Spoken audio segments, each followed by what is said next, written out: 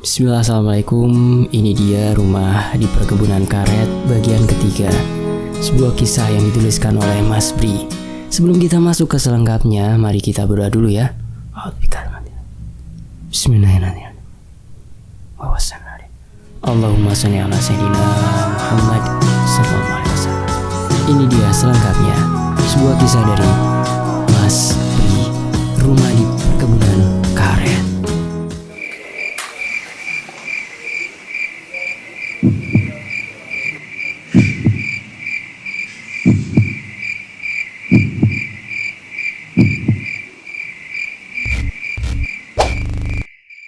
Aku mendengarkan dengan fokus ketika dia terus berbicara panjang lebar, mendekatkan wajah dan telinga ke radio, menunggu informasi yang dapat menjawab banyak pertanyaan dalam benak.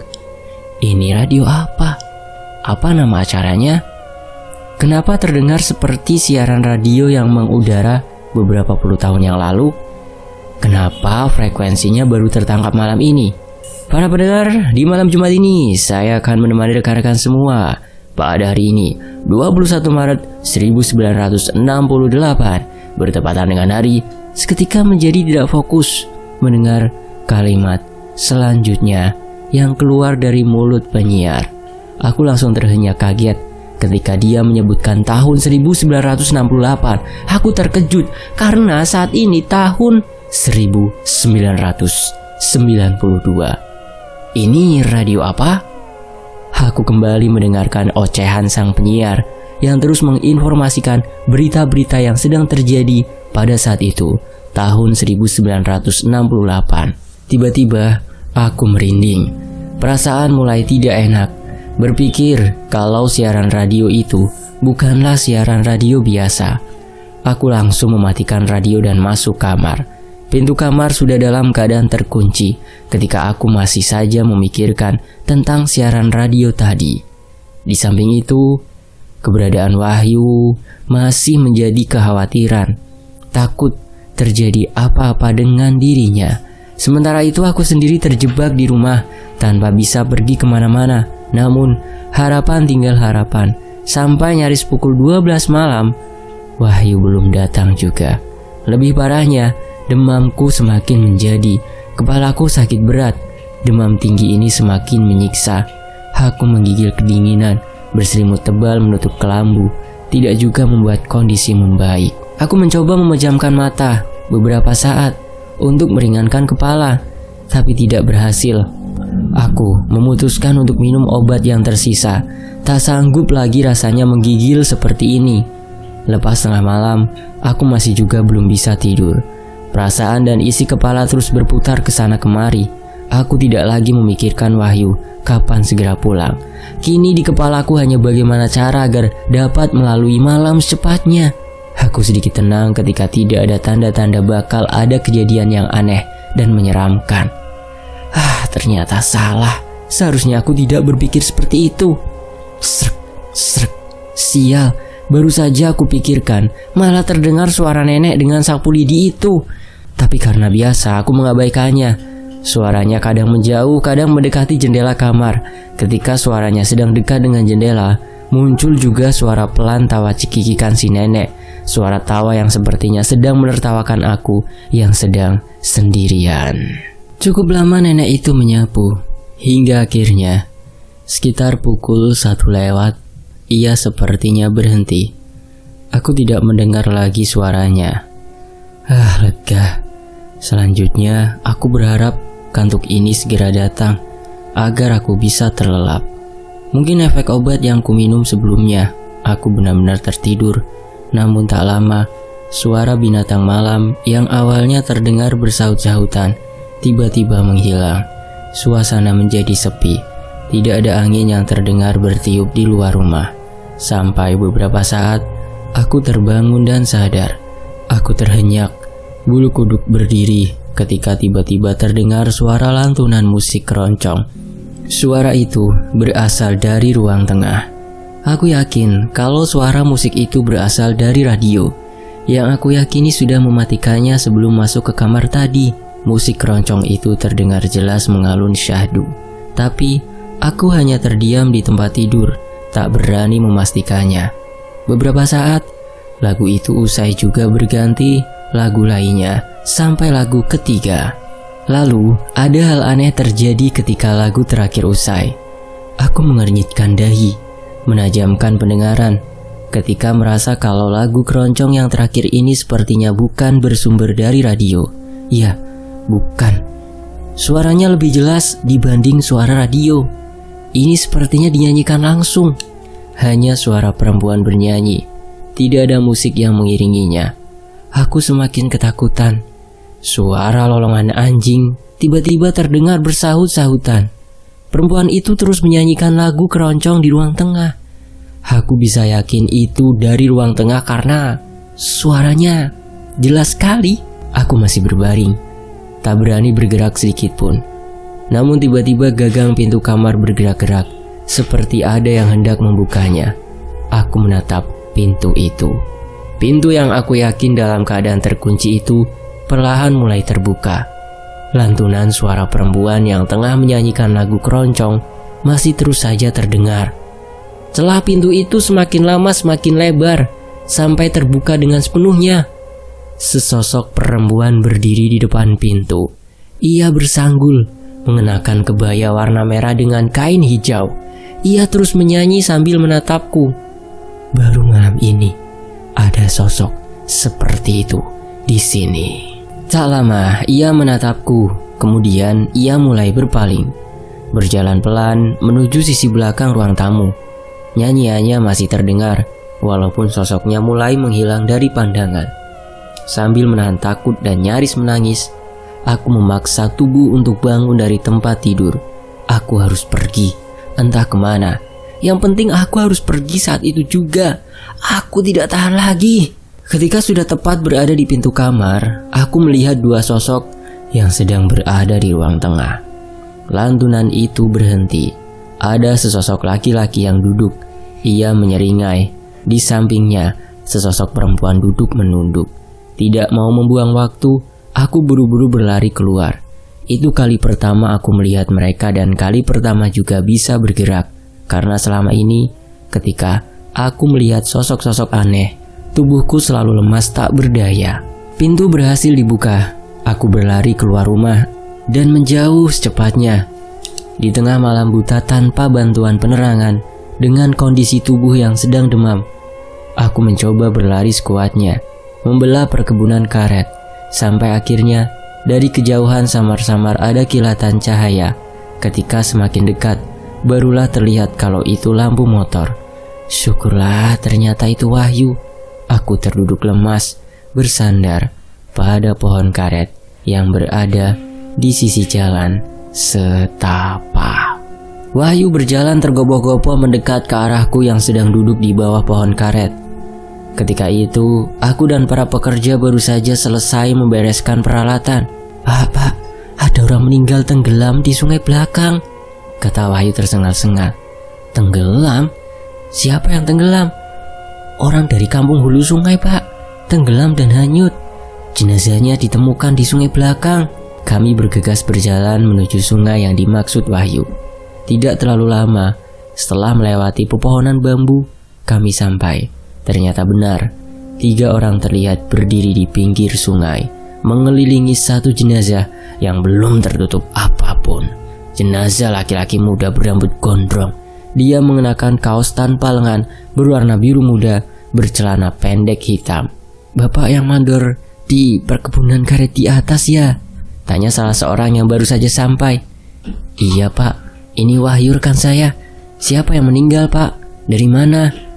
Pemuda dari kampung hulu sungai. Dia tenggelam kemarin sore sewaktu mau menyeberang sungai. Kayaknya nggak bisa berenang. Aku mendengarnya sambil memperhatikan jenazah. Sejak kemarin sore kami mencarinya, berjalan mengikuti aliran sungai. Akhirnya menemukannya di sini. Bapak itu menjelaskan semuanya. Sementara yang lain hanya diam berdiri, sesekali memandangi jenazah yang ada di depannya. Yuk, coba ambil kain atau selimut di rumah buat menutupi jenazahnya. Baik Pak. Wahyu langsung berlari pulang. Terus nanti jenazahnya bakal langsung dibawa pulang Pak? Iya, kami langsung bawa pulang. keluarganya sudah menunggu di rumah, jawab salah seorang bapak yang lain. Kalau memang jenazah ini sudah dari kemarin sore hanyut terbawa arus sungai, berarti sudah sekitar 24 jam dia terendam air. Pantas saja, tubuhnya sudah sangat pucat. Sebetulnya aku selalu tidak tega melihat jenazah, apalagi jenazah yang wajahnya jelas terlihat, seperti peristiwa kali ini. Tapi entah mengapa, aku terus saja memperhatikannya.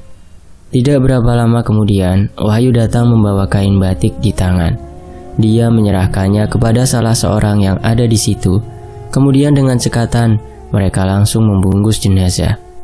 Kami akan langsung membawanya pulang. Terima kasih atas bantuannya.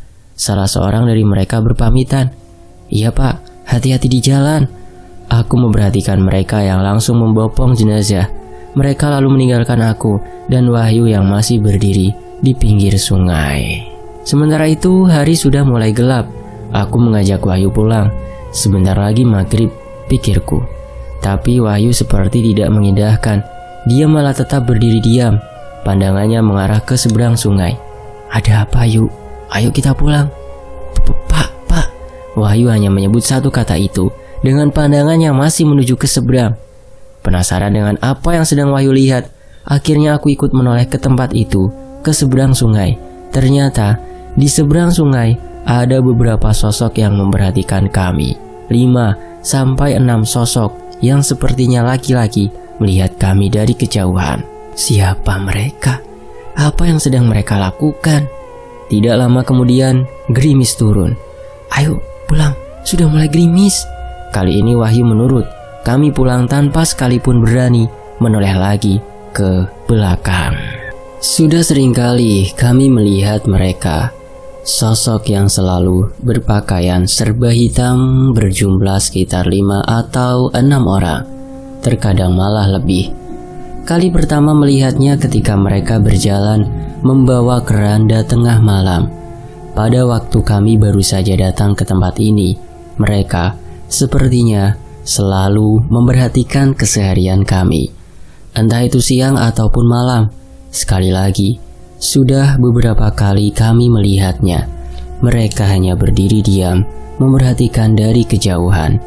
Cukup menakutkan penampakannya. Siapakah mereka? Pertanyaan yang belum kami temukan jawabannya. Sebegitu ketakutannya, membuat kami sangat jarang membicarakan mereka. Maghrib tiba. Meski sering ditampakkan sosok-sosok aneh, tapi jarang sekali kami menyinggung tentang mereka.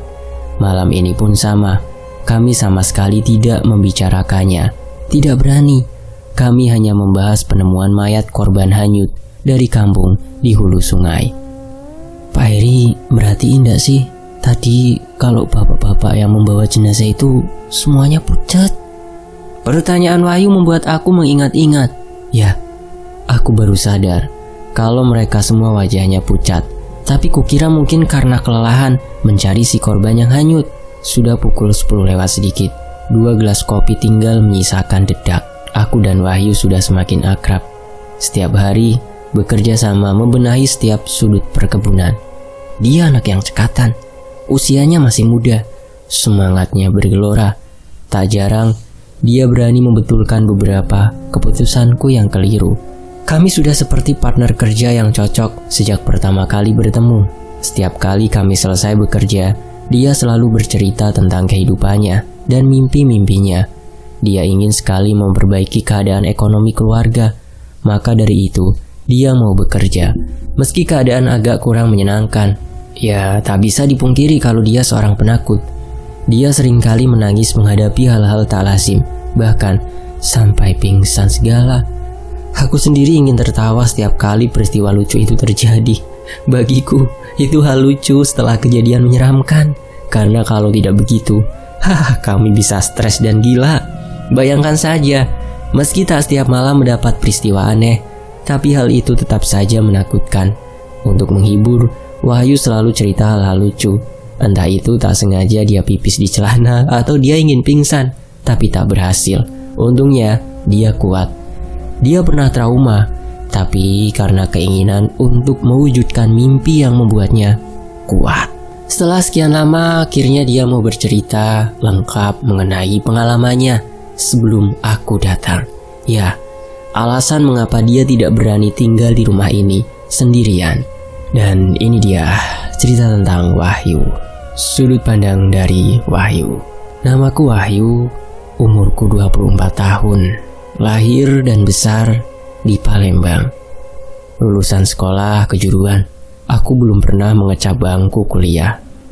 Anak pertama dari 4 bersaudara. Ayah sudah meninggal sejak aku masih duduk di bangku SMP. Ibuku seorang ibu rumah tangga biasa. Sehari-hari beliau menjaga dan membesarkan adik-adik yang masih sekolah. Kami memiliki warung kecil. Hasilnya cukup untuk memenuhi kebutuhan sehari-hari. Sebelum bekerja di perkebunan, aku dan adik-adik menjaganya bergantian. Kalau untuk makan sehari-hari, pendapatan dari warung memang bisa mencukupi. Tapi untuk kebutuhan sekolah adik-adikku, jelas masih sangat kurang. Maka dari itu, untuk membantu meringankan beban ibu, aku memutuskan untuk langsung bekerja selepas lulus sekolah. Aku kesampingkan dulu niat untuk berkuliah. Syukurlah, banyak yang sudah aku kerjakan setelah lulus.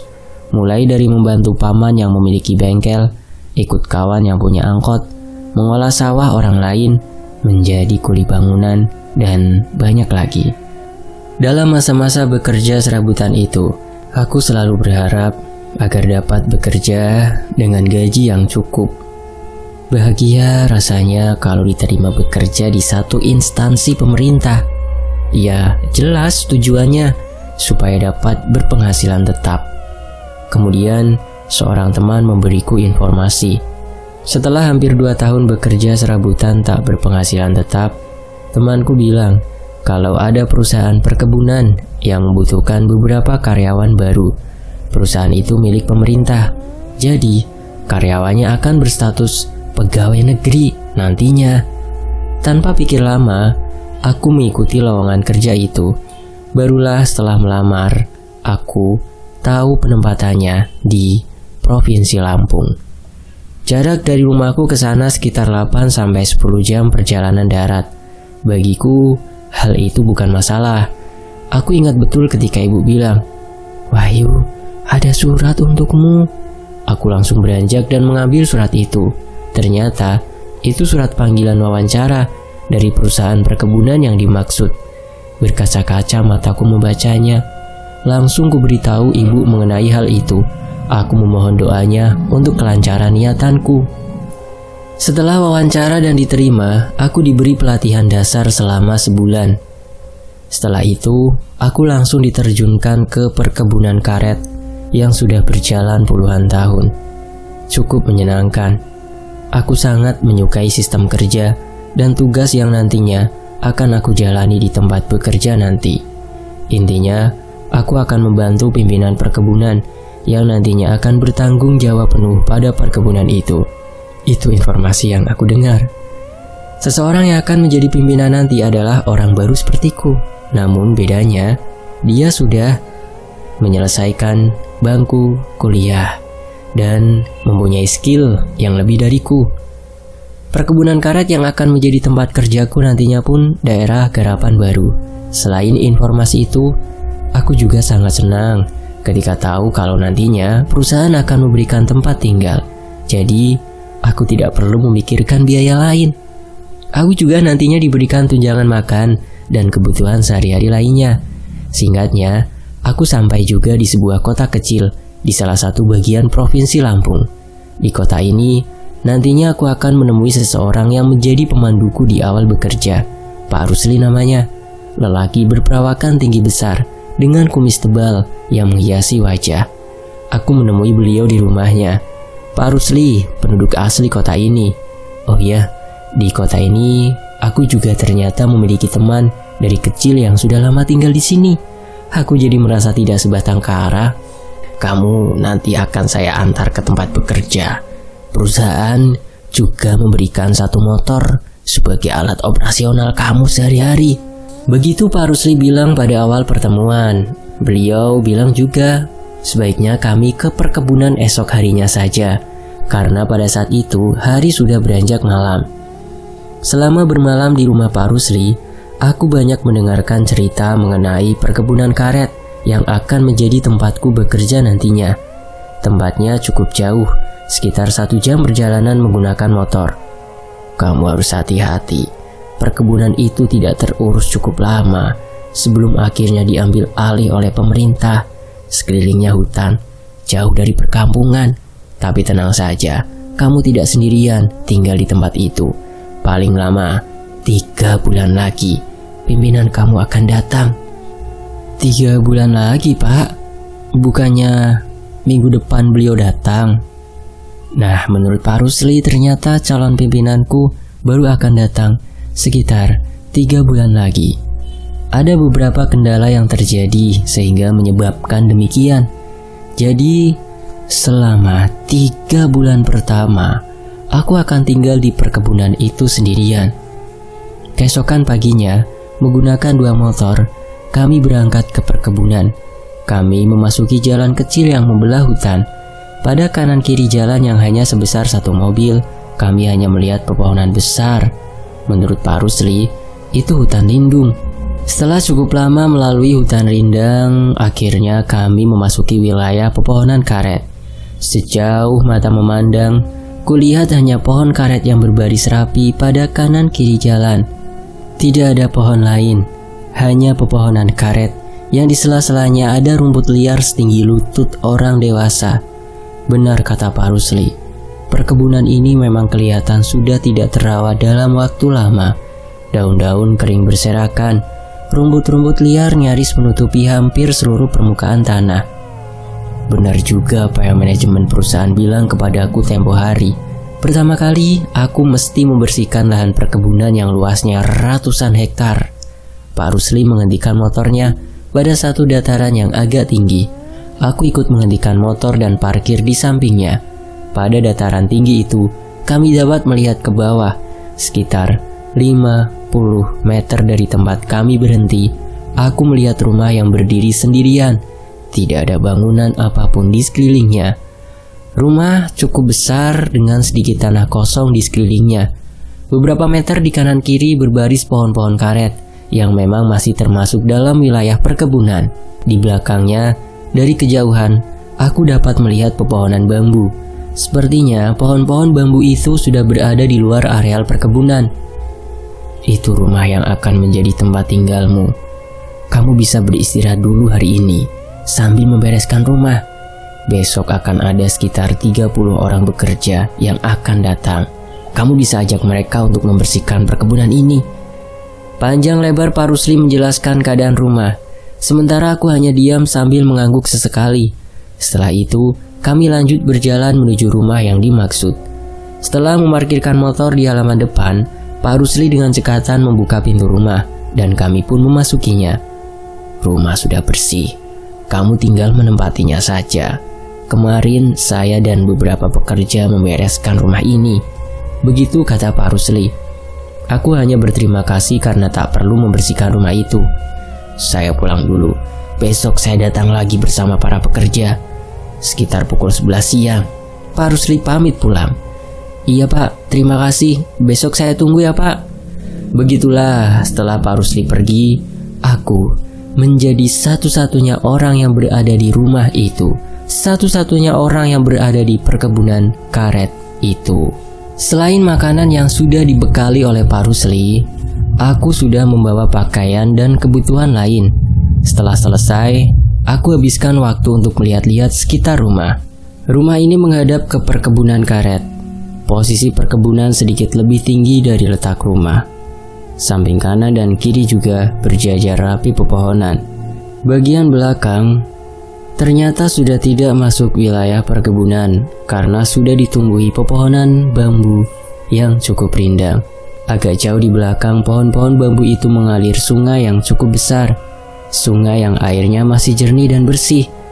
Sekitar pukul 3 sore, aku tertidur karena kelelahan. Aku terkesiap terbangun dengan keringat membasahi tubuh. Beberapa menit aku duduk di pinggir ranjang memikirkan mimpi yang baru saja aku alami. Mimpi yang cukup membuatku kebingungan. Kulirik jam tangan, ternyata sudah pukul 6 sore. Aku bergegas mandi dan menunggu waktu sholat maghrib. suara jangkrik dan katak terdengar bersaut-sautan. Pukul 8 malam, aku duduk sendirian di depan rumah. Hanya segelas kopi dan sebungkus rokok menemani. Langit cerah dengan sinar bulan yang terang membuat malam tidak terlalu kelam. Aku cukup menikmati suasana perkebunan ini. Tapi sayangnya hanya untuk beberapa saat. Aku belum yakin apa yang kulihat dari jarak yang agak jauh itu. Seperti ada sesosok manusia yang berdiri di bawah salah satu pohon karet. Ia diam, memperhatikan ke arah tempatku duduk. Aku coba memicingkan mata, menajamkan penglihatan, tapi tetap saja tidak dapat melihat jelas. Hanya bayangan hitam yang berdiri tegak. "Pak," aku mencoba memanggilnya. "Pak," tapi tidak ada jawaban. Beberapa saat kemudian, tidak terlalu jauh di sebelah kanan dari tempat sosok itu berdiri, kembali muncul satu sosok lagi yang perawakannya nyaris sama, berbentuk bayangan hitam. Agak sulit dijelaskan bagaimana bayangan itu menyerupai manusia di tengah perkebunan karet, apalagi dengan pencahayaan yang minim. Aku ragu memastikan apakah itu seseorang yang sedang mencari kayu bakar atau bukan. Namun setelah berpikir beberapa saat, aku memutuskan untuk langsung masuk ke rumah. Ya, saat itu pula aku teringat kalau ternyata mereka mirip dengan sosok yang hadir dalam mimpiku sore tadi.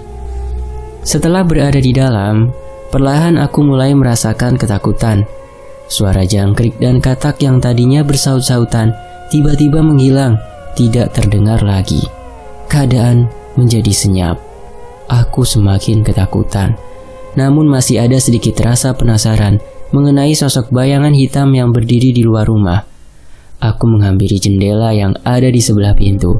Kurai tirainya, membukanya sedikit, membuat celah untuk mengintip. Dari celah itulah, akhirnya, aku dapat melihat keluar. Dalam gelapnya malam yang hanya dibantu cahaya bulan, aku menyaksikan sesuatu. Ternyata, sosok hitam itu tak hanya 2, tetapi 4. Posisi mereka tidak beraturan. Ada yang dekat, ada yang agak jauh. Aku semakin ketakutan. Setelah beberapa detik memperhatikan mereka, kuputuskan untuk menutup tirai. Aku berpikir-pikir, apakah duduk di ruang tengah atau diam di kamar? Semuanya jadi serba salah, kacau.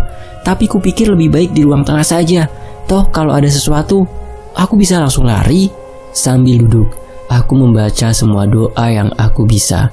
Aku meminta pertolongan Allah supaya dapat melewati malam dalam keadaan baik-baik saja. Cukup lama aku diam dan hanya berdoa. Tiba-tiba aku mendengar suara dari luar.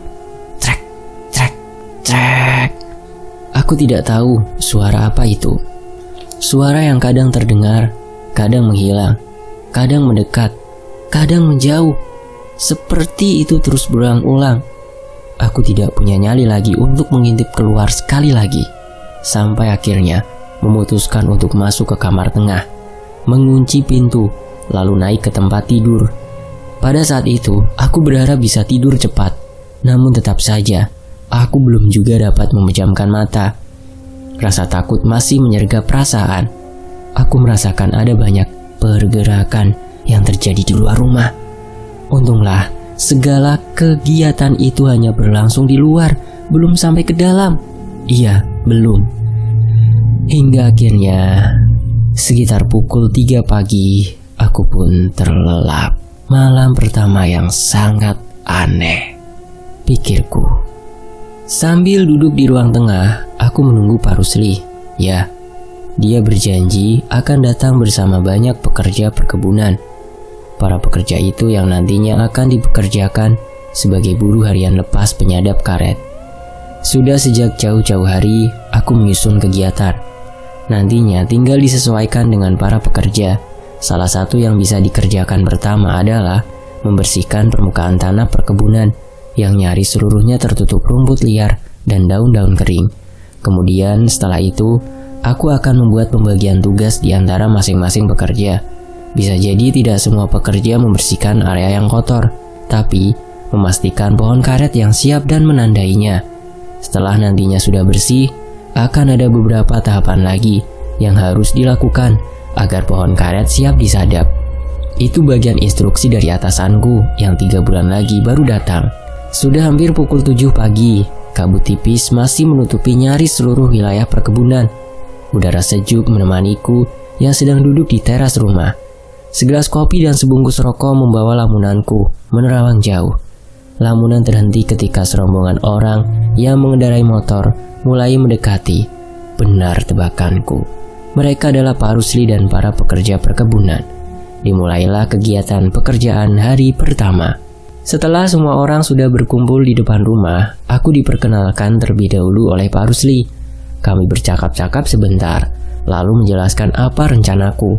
Aku mencocokkan dulu dengan semua pekerja karena kami baru saja bertemu, maka perkenalan dan diskusi lebih diutamakan.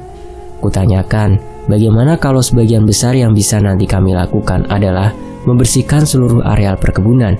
Mereka sepakat. Aku bertanya, kira-kira area mana yang bisa dikerjakan lebih dulu dan bagaimana capaiannya? Setelah mencapai kesepakatan bersama, kami langsung memulai memetakan wilayah mana saja yang bisa dikerjakan. Sekitar 30 orang pekerja membantuku pada hari itu. Hampir seluruhnya orang-orang yang berasal dari kampung-kampung terdekat. Pak Rusli pun berjanji akan terus mendampingiku sampai nanti ketika pimpinanku datang.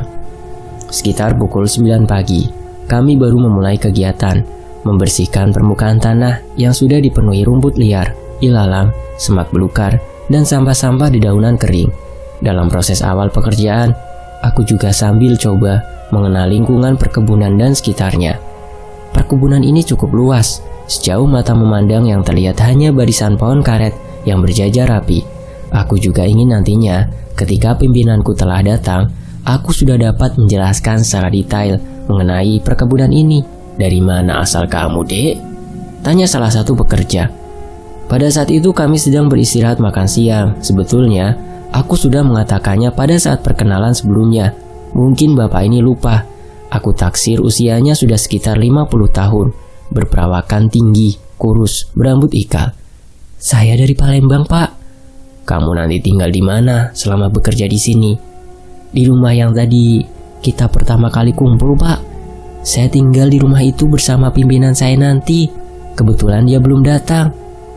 Jadi, sambil menunggu pimpinan kami datang, kamu akan tinggal di rumah itu sendirian? Sampai berapa lama? Tanya bapak itu lagi.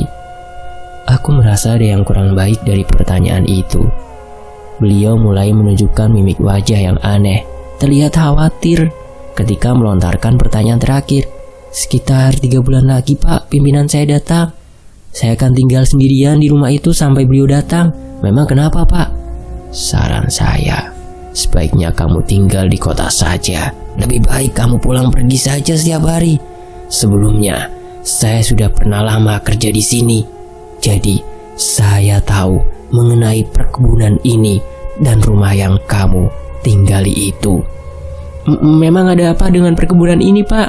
Ada apa dengan rumah itu? Pokoknya, saya sarankan supaya kamu jangan tinggal di rumah itu sendirian. Belum pernah ada orang yang mampu menempatinya berlama-lama. Bersambung. Akankah bapak itu memberitahukan sesuatu yang aneh di rumah itu? Nantikan kelanjutannya hanya di Fakta Sejarah. Terima kasih teman-teman sudah menyimak kisah ini di sini. Dan saya pamit. Wassalamualaikum warahmatullahi wabarakatuh. Sampai jumpa di bagian berikutnya. Sambil nungguin teman-teman bisa lihat ya, di layar akhir ada sebuah kisah terbaru di Tony FS dan FS Media. Lihat dulu ya sambil nungguin ini. Dan sampai jumpa teman-teman. Terima kasih.